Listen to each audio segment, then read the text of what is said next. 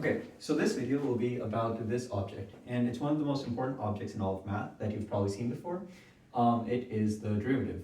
Now this is probably the definition of the derivative that you have seen before, but in my opinion, this is not a great definition.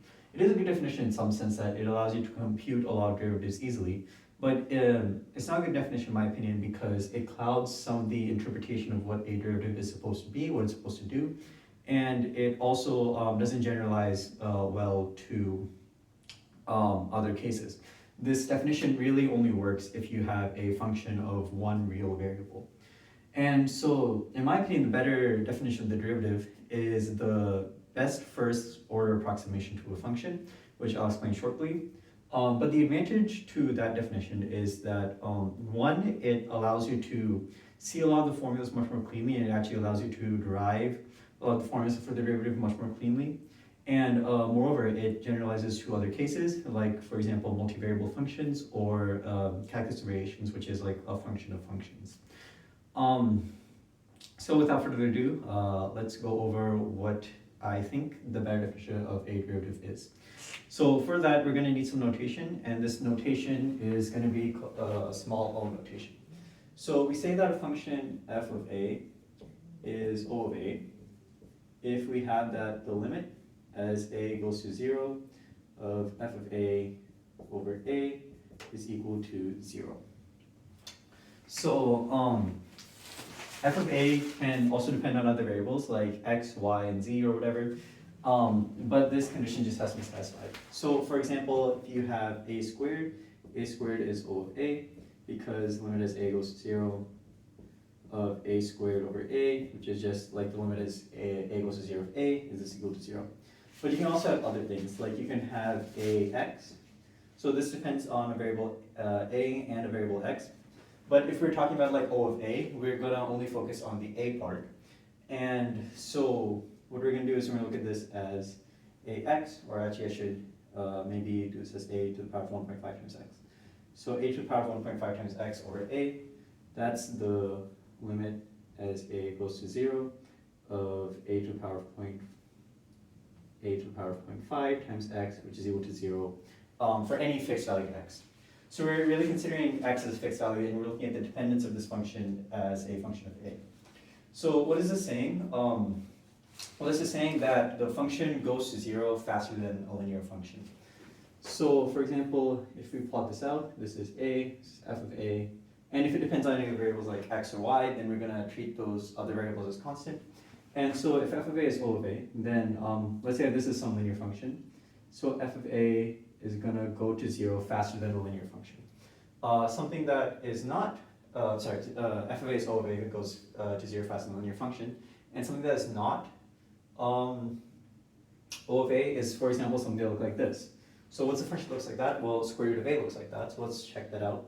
Limit as a goes to 0 of square root a over a is equal to limit as a goes to 0 of 1 over square root a, which approaches infinity. So square root of a is not O of a, but other things like a squared, a cubed, and so on are. So in this case, what you want to think about is O of a means terms of order a squared or higher, which means that it's a squared times something plus a cubed times something plus so on and so forth. So from that sense, let's look at Taylor approximating some function.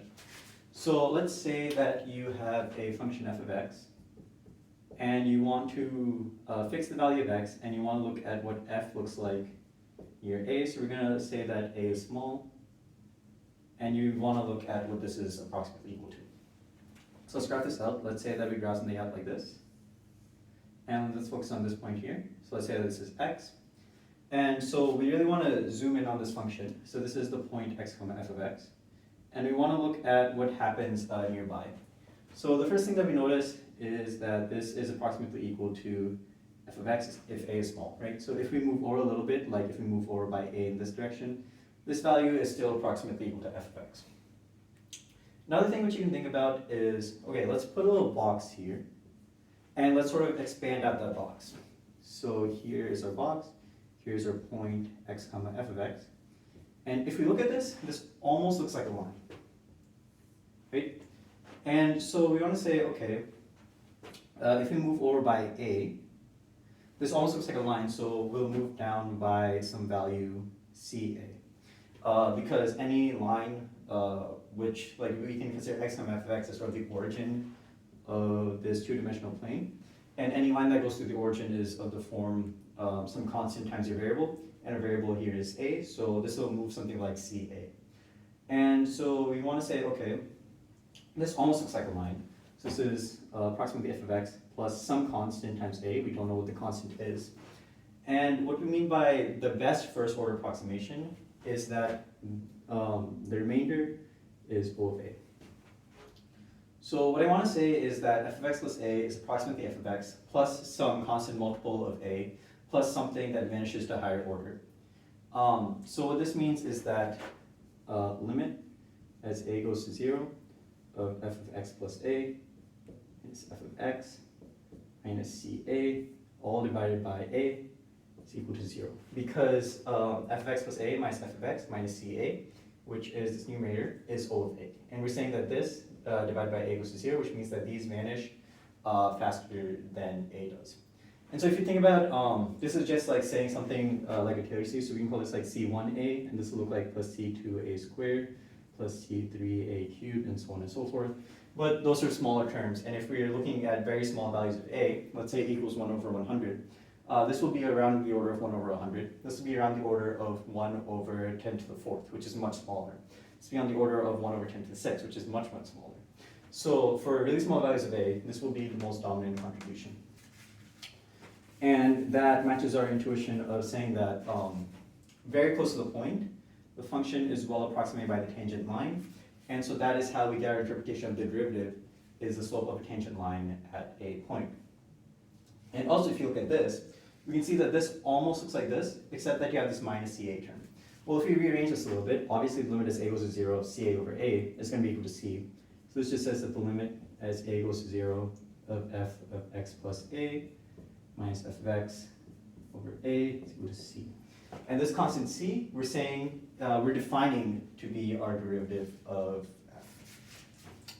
So yeah, to recap, what we have is that our function f, if you change the input by a little bit, it'll vary approximately linearly with the input.